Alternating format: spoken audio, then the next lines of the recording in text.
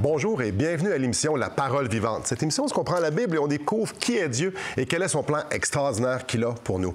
Aujourd'hui, mon collaborateur, c'est dur à dire ça, Martin Jalbert. Salut Martin. Salut Simon. C'est une grande joie de t'avoir avec moi. On a toujours du plaisir à regarder le contexte, les liens que Dieu a fait. Dieu a vraiment de la suite dans les idées quand on rouvre la Bible. C'est assez incroyable. Énorme. Et puis même juste avant l'émission, alors qu'on se parlait, on était tous excités de voir, de découvrir des nouveaux liens ensemble. Et on peut continuer notre série, justement, de voir dans l'Ancien Testament comment on voit la personne de Jésus. Puis ça paraît un peu bizarre, parce que Jésus, c'est tout de même dans les Évangiles, dans ce qu'on appelle le Nouveau Testament. Mais oui, Dieu, il avait un plan, puis il n'a pas juste ajuster son plan. Ah, ben là, il faudrait peut-être que je corrige. Ah, j'ai une idée, je vais envoyer mon fils. Non, il a été prévu. Le Nouveau Testament dit même de toute éternité. Exactement. Et il y a plein de petites traces qu'on peut suivre, puis qu'on peut voir, wow, Jésus est là. Ah, Jésus est là aussi. Puis justement, on est dans Exode. On est rendu dans Exode. Puis dans les émissions prochaines, dans les semaines suivantes, on va aller dans Lévitique. Puis souvent, quand ceux qui lisent la Bible vont faire comme, ah, ouais, ça, c'est lourd un peu, parce que ça parle des cérémonies, puis ça parle du culte, puis ça... au contraire, il y a des pépites d'or là-dedans qui nous pointent à Christ. Incroyable. Mais j'ai envie de dire, tu dis, on est encore dans Exode. Il me semble que ça fait plusieurs émissions qu'on fait juste Genèse, Exode, et c'est énorme comment on peut voir Jésus dans l'Ancien Testament par les liens que Dieu nous a laissés, les petites traces, là, faciles à voir si on veut bien le voir. Et ça nous parle de Dieu, Simon. Mais hein. Parce que Dieu... c'est un gentleman, il veut pas gaspiller, il veut pas juste que les gens...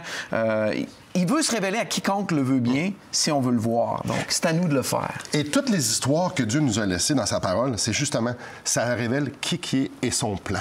Et là, souvent, les gens, j'en entends, que ce soit dans une église, que ce soit dans la rue ou n'importe quoi...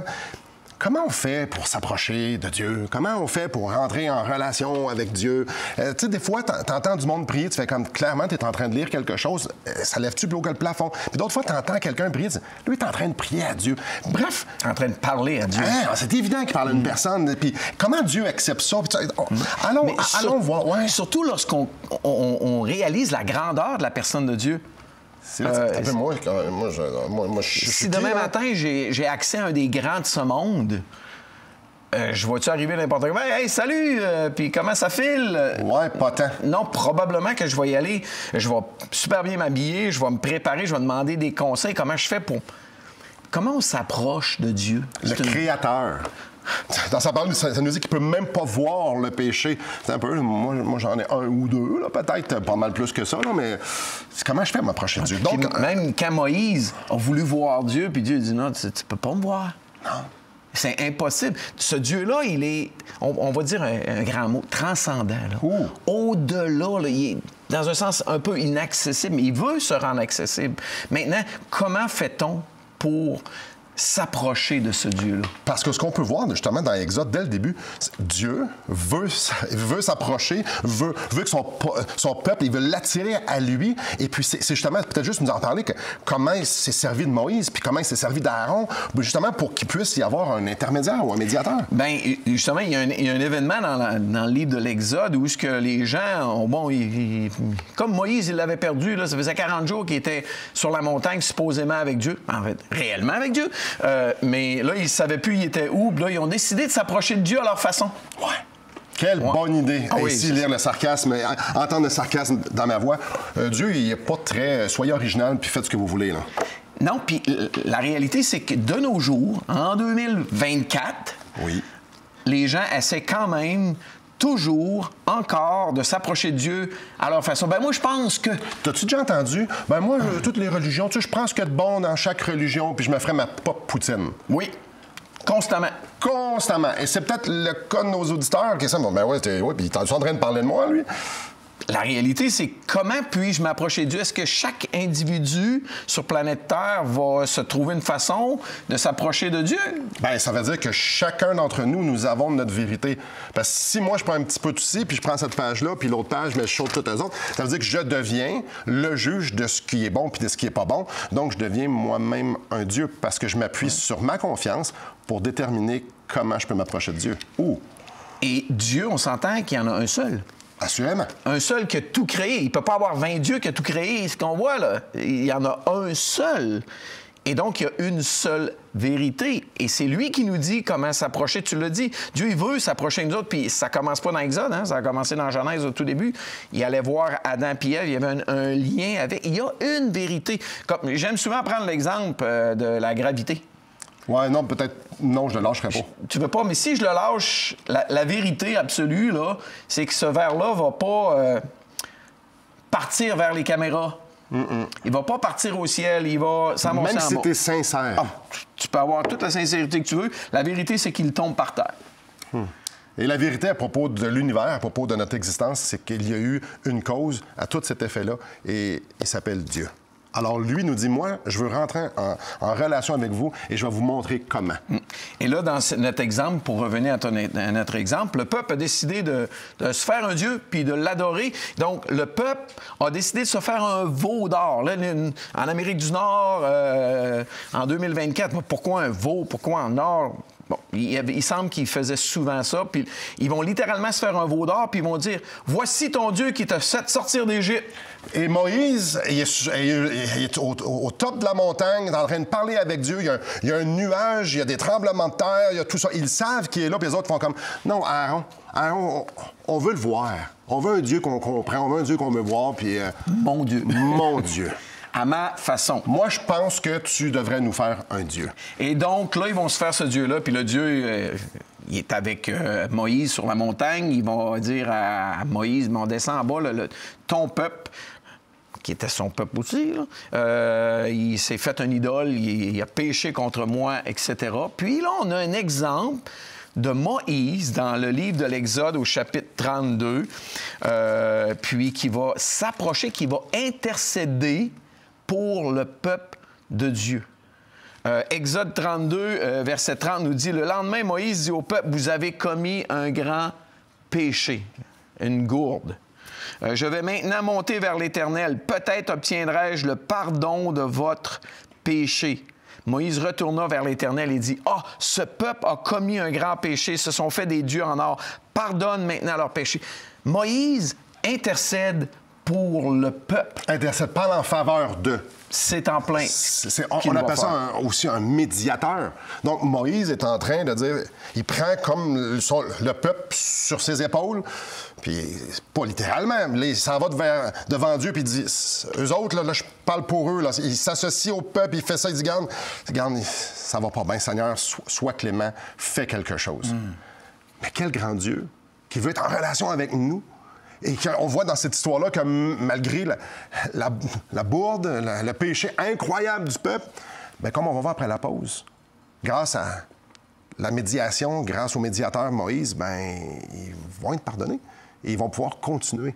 Donc, restez avec nous, justement, après la pause. On va découvrir le reste de l'histoire et à quel point Dieu nous veut en relation avec lui. Mais juste avant d'aller à la pause, peut-être que vous n'en avez pas de Nouveau Testament. Et notre volonté, en tout cas moi puis Martin, assurément, toute l'équipe, ce qu'on veut, c'est que vous puissiez, vous aussi, voir les traces de Jésus, de Dieu. Comme vous puissiez voir les pépites d'or qui se trouvent. On aimerait vous offrir un Nouveau Testament tout à fait gratuitement. Tout ce que vous avez besoin de faire, c'est nous appeler, nous écrire et dire « J'aimerais avoir le Nouveau Testament que Simon nous offre. » Et on va vous l'acheminer gratuitement. Après la pause, on continue justement de parler de comment s'approcher de Dieu. Restez avec nous.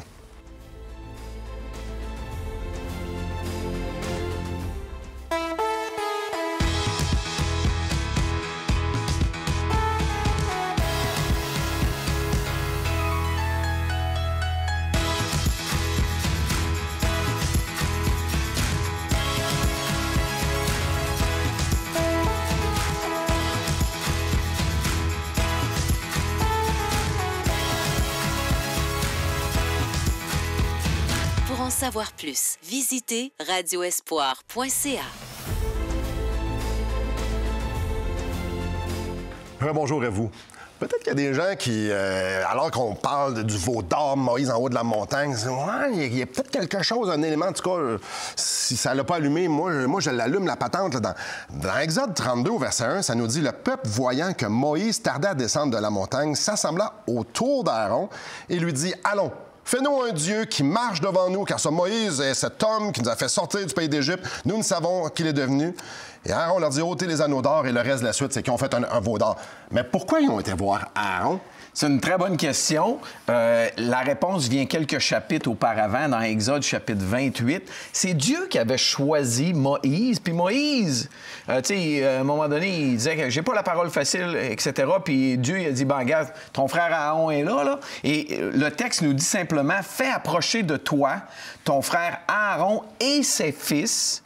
Prends-les parmi les Israélites pour qu'ils me servent, dans ma version, en tant que prêtre, d'autres en tant que sacrificateur auprès du sacerdoce, pour avoir le lien entre le peuple et Dieu lui-même. Donc, c'était le choix de Dieu. Donc, dans ce sens-là, ils sont allés voir la bonne personne. On s'entend tous qu'Aaron, dans un sens que je dirais qu'il y a eu une bulle au cerveau, là, il a manqué de leadership, il a manqué de cran, de dire non, on ne peut pas. De crainte de Dieu. De crainte de Dieu. Puis, tu dis ça, hein? À cause qu'il y a eu la crainte du peuple. C'était lui qui était supposé apporter les sacrifices de la part du peuple à Dieu. Puis le peuple, ils ont dit non, fais-nous un peuple. Il fait OK, je vais vous faire votre Dieu. Aïe, aïe. Et ça démontre le cœur de l'homme. Ça démontre le cœur de l'homme et on le voit là, on voit comment Dieu traite le peuple suite à ça. C'est incroyable comment on est idolâtre. Et aujourd'hui, c'est la même chose, là. On n'a pas changé, on veut s'approcher de Dieu. À notre façon. À notre façon. On se fait des dieux, parce que ça n'a plus la même... On ne se fait pas de veau d'or, puis il y a eu des étapes, des temps dans l'histoire que c'était des petites statuettes, des affaires comme ça. C'est plus ou moins le même aujourd'hui. Mais nous, maintenant... En Amérique du Nord. Mais oui. dans d'autres places... Ah oui, tu as tout à fait raison. Puis même dans certains restaurants là, qui viennent de l'Asie, là, tu vois des Bouddhas, par exemple. Oui. On a encore ces statues-là. Mais nous autres, ça va prendre une autre forme. Mais c'est encore des dieux. On pourrait peut-être déterminer Dieu, c'est... Un Dieu, qu'est-ce que c'est? C'est quelque chose qu'on met notre foi, qui va nous apporter quelque chose, qui va nous apporter réconfort, sécurité, peu importe ce que c'est. Alors, je vais m'attendre que ça peut être une personne, ça peut être un objet, ça peut être une activité, ça peut être n'importe quoi. Ça, je m'attends à ce que ça remplisse ma vie ou une partie de ma vie. Mais ça, c'est la job de Dieu. Dieu dit, non, c'est moi. Aime-moi de tout ton être. C'est moi qui va faire ça. C'est là que tu vas avoir le bonheur. Ouais. Alors que souvent, un des grands dieux de notre siècle, dans notre monde moderne, c'est moi. On s'idolâtrise, puis là, il faut que tu penses à toi, il faut que tu te fasses du bien, tu le mérites bien, etc. Alors que Dieu avait carrément dit de ne pas faire ça. Si Dieu n'avait pas cette volonté-là de nous approcher de lui, on s'approcherait jamais de lui. C'est contre notre nature d'aller adorer un Dieu selon ses termes à lui. Mais Dieu, lui, il ne nous laisse pas aller. Puis peut-être juste nous parler brièvement. Il a fait une alliance avec le peuple d'Israël parce qu'il dit, même si vous me rejetez, même si vous êtes désobéissants, même si vous ne viendrez jamais à moi de la bonne façon, je ne vous lâcherai pas. Puis ça nous amène un peu dans le temps de Jésus, alors qu'au temps de Jésus, les gens allaient au temple offrir des sacrifices. Et ça a commencé quand, ça? Mais ça a commencé au temps de Moïse, avec le sacrificateur Aaron. Et Dieu avait dit dans l'Exode, l'Éternel répondit, « Voici, je conclus moi-même une alliance, une entente, un contrat. Je vais accomplir devant ton peuple des merveilles. » Puis, l'alliance, c'était l'alliance du temps de Moïse que tous les Juifs de l'époque respectaient. Ils savaient qu'il y avait un groupe de sacrificateurs, comme je l'ai lu, c'était ceux qui venaient de Aaron et ses fils, la descendance. C'était eux autres qui pouvaient intercéder auprès de Dieu pour le peuple. C'est eux autres qui prenaient les sacrifices du peuple puis qui les emmenaient devant Dieu. C'est important de comprendre que les gens, là, quand ils allaient au temple, c'était pas bon, mais j'arrive avec mon agneau, puis je m'en allais offrir ça à Dieu, puis c'est moi qui se présentais devant Dieu. Non. Tu le faisais à la façon que Dieu avait dit. Et ça passait une fois par année. Le souverain sacrificateur prenait l'agneau qui représentait le peuple, puis mettait la main sur l'agneau. Ça représentait que les péchés du peuple, l'agneau devenait le souffle-douleur, le porte-péché du peuple. Et là, il sacrifiait, et il rentrait dans le lieu très saint. C'est juste lui qui pouvait rentrer là. Et s'il n'y avait pas le sang, il mourrait. Ça prenait un sang pur et il allait déverser ça sur le trône, pas sur le trône, sur le propitiatoire ou sur l'arche de l'Alliance. Qui représentait la présence de Dieu sur terre. Exactement. Et c'est le souverain sacrificateur. C'était pas monsieur, madame, tout le monde. Ah non, tu mourrais. Comme ça, parce qu'on est pécheurs, puis Dieu nous dit, ça, c'est le lieu très saint. Tu ne rentres pas là, il y a juste un gars qui rentre, c'est celui que j'ai choisi, et de la façon que j'ai choisi, avec un sang parfait. Martin? Ça nous amène où maintenant? Ça nous amène où? Bien, si on va dans le Nouveau Testament, dans 1 Pierre, chapitre 2, au verset 9, ça nous dit, en parlant des chrétiens, en parlant de toi, en parlant de moi, vous, au contraire, vous êtes une race élue, un sacerdoce royal, une nation sainte, un peuple acquis, afin que vous annonciez les vertus de celui qui vous a appelé des ténèbres à son admirable lumière. On est un sacerdoce royal. Un sacerdoce, c'est nous autres qui maintenant offrons des sacrifices à Dieu. Dans une autre version, ma version que j'ai, puis en passant, on ne veut pas mêler les auditeurs, mais ça n'a pas été écrit en français, là, la Bible. Non, c'est en grec.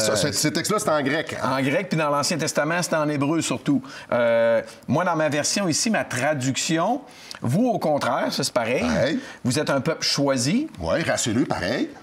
Moi, ça dit des prêtres royaux. Alors, les croyants sont des prêtres. Oui. Ayant la capacité d'offrir des sacrifices à Dieu. Pourquoi on pourrait avoir cette capacité-là? Comment on pourrait avoir... Attends un peu, là. On a dit tantôt que par un seul péché, je pouvais même pas voir la face de Dieu. Qu'on était péché, qu'on pouvait pas s'approcher de Dieu s'il n'y avait pas un médiateur, s'il n'y avait pas l'agneau pour le peuple d'Israël. Fait que là, moi, là, Simon Ouellette, je peux m'approcher de Dieu. Puis c'est pas moi qui le dis, là. C'est pas, je m'auto-proclame pas, là, un prêtre ou ayant le sacerdoce ou un sacrificateur. Non, c'est Dieu qui me dit, non, tu l'es. Après la pause, on va regarder pourquoi on peut l'être et peut-être que vous, comment vous pourriez l'être. Alors, restez avec nous. Depuis maintenant 15 ans, nous avons l'immense privilège d'annoncer la bonne nouvelle de Jésus-Christ. Par la grâce de Dieu, nous avons fait plus de 500 émissions, distribué gratuitement des milliers de livres et que dire des centaines de personnes qui ont répondu par la foi à l'appel de Jésus. Aujourd'hui, nous aimerions inviter ceux qui ont reçu cette bonne nouvelle à faire équipe avec nous. Aimeriez-vous avoir un impact dans la francophonie pour l'Évangile? Joignez notre équipe en participant financièrement à la production de l'émission et en nous permettant de continuer à offrir de la littérature gratuitement à ceux qui sont ouverts à l'Évangile. Contactez-nous. Il nous fera plaisir de vous partager comment vos prières et vos dons peuvent faire la différence.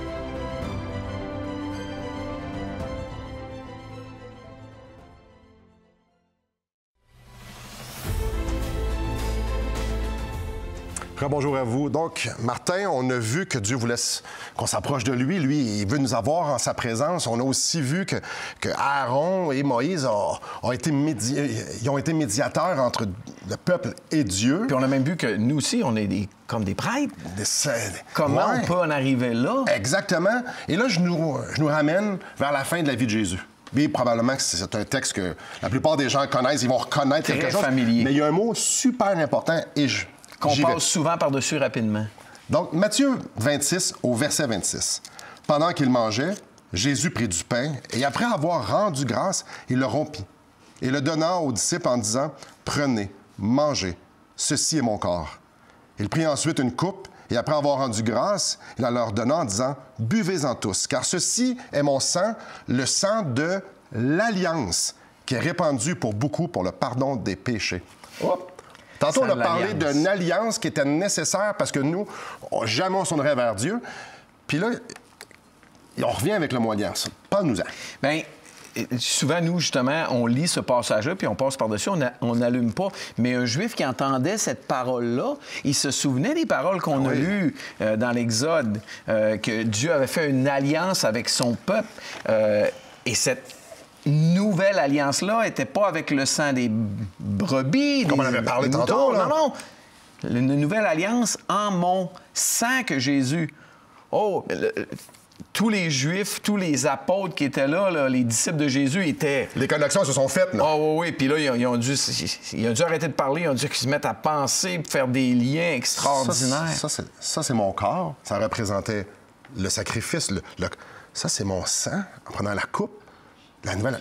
c'est rendu le nouveau chemin pour pouvoir se rendre à Dieu. Maintenant, il est la brebis. Et tu sais que du temps du temple, du tabernacle, ces sacrifices-là, ils devaient constamment être refaits. Oui. Et là, Jésus dit c'est une nouvelle alliance. Et en mon sang. Puis c'est pour ça quand on va à l'Église, on prend ce qu'on appelle le repas du Seigneur, la Sainte Seine, ou peu importe comment on peut l'appeler. C'est en souvenir de ça. En souvenir que ce Jésus-là, là, c'est lui maintenant qui nous rapproche de Dieu de façon définitive. Et on peut, à juste titre, l'appeler notre médiateur. Et ça nous amène dans un autre texte. Oui, l'apôtre Paul, qui connaissait tout l'Ancien Testament, une grande partie par cœur, sûrement, c'était un pharisien, un gars instruit dans la parole de Dieu, de son temps, nous laisse un texte savoureux lorsqu'il parle à Timothée, justement, dans l'organisation de l'Église. Oui. Puis il lui dit à Timothée, en effet, il y a un seul Dieu. Bon, ça allait bien. Oui. Il y a aussi un seul... Puis là, il dit médiateur entre Dieu et les hommes. Alors là, disons qu'un juif non-croyant, un juif qui ne croit pas à Jésus, il aurait fait comme, oui, ça, c'est la loi, c'est Moïse, lui, c'était ça, là. Oui, l'Ancienne Alliance. L'Ancienne Alliance. Mais là, il dit maintenant, il y en a un seul médiateur. Et là, je suis dans 1 Timothée, chapitre 2, verset 5.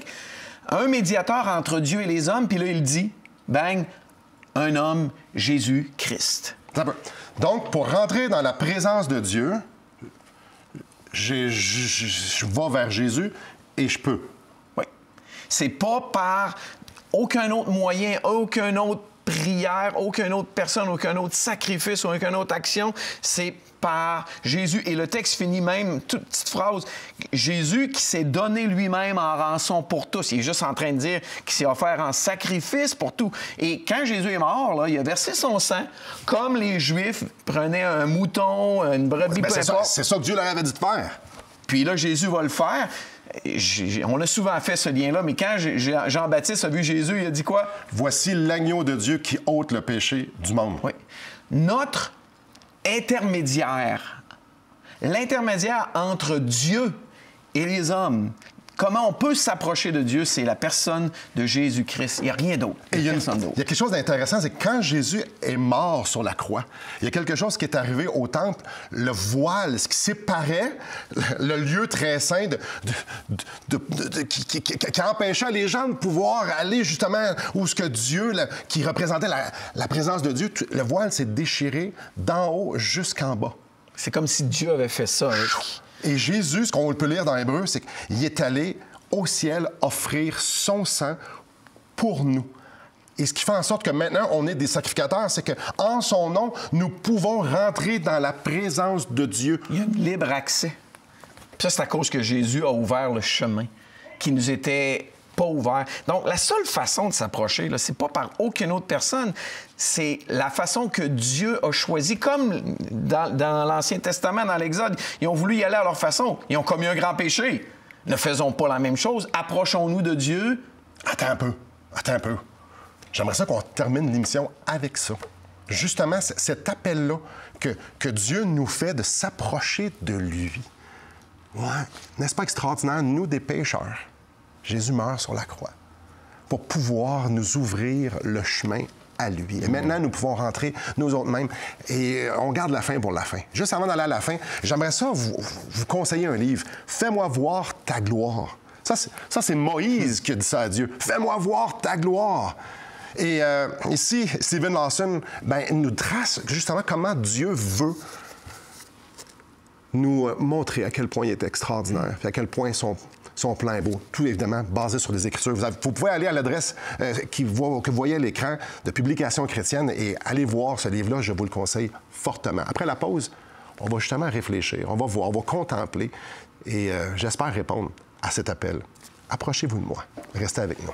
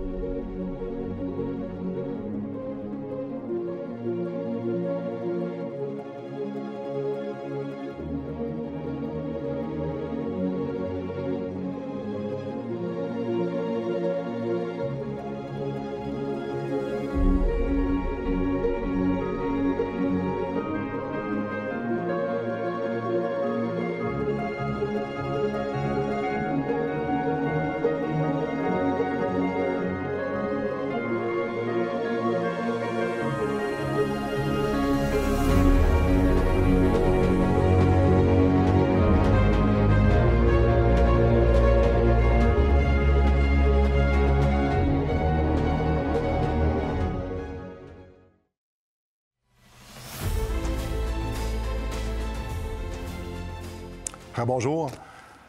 Martin, moi, je pêche. Puis je dis ça avec un sourire, mais c'est vraiment pathétique. Et on est tous des pêcheurs, la Bible nous le dit. Et souvent, ça amène la culpabilité, la honte. Puis c'est une des choses principales qui nous empêche d'aller à Dieu. Et avec raison qu'on se sente sale et avec honte, mais pas avec raison de ne pas aller à Dieu.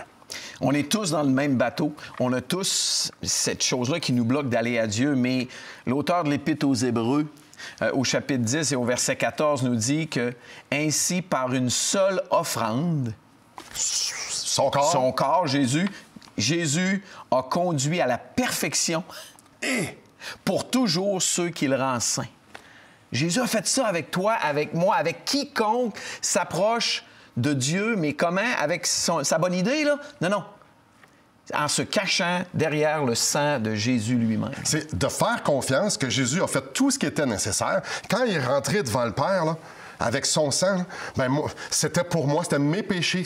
C'est en ma faveur qu'il a fait ça. Puis ça nous dit que maintenant, si je crois à ça, que c'était pour moi, alors je peux rentrer dans la présence de Dieu par la foi, étant pleinement convaincu que maintenant, je suis le bienvenu à cause de Jésus. Alors, c'est pas les œuvres, c'est pas la religion, c'est le sang de l'agneau. Ça, c'est la nouvelle alliance, Simon. L'alliance dans le sang de Jésus. C'est pour ça que quand on fait la Sainte Seine, la communion, c'est ce qu'on se rappelle, mais que les gens ont de la misère à capter, puis là, ils veulent essayer de faire plein de choses, s'approcher de Dieu. Et tout ça. Oui, non. C'est par Dieu, par la personne de Jésus-Christ et de son sang versé à la croix pour toi et moi. C'est la nouvelle alliance. Il est notre médiateur. C'est lui qui nous connecte à Dieu. On n'essaie pas de bargainer avec Dieu, de l'acheter ou de dire « Regarde, je n'ai fait assez. » Non, Jésus dit « J'ai tout fait. » Pour ça, sur la croix, il a dit « Tout est accompli. » Allons voir le verset 19 d'Hébreux 10. Pour moi, ainsi donc, à cause que Jésus a fait ce qu'il avait à faire, frères, nous avons au moyen du sang de Jésus une libre entrée dans le sanctuaire.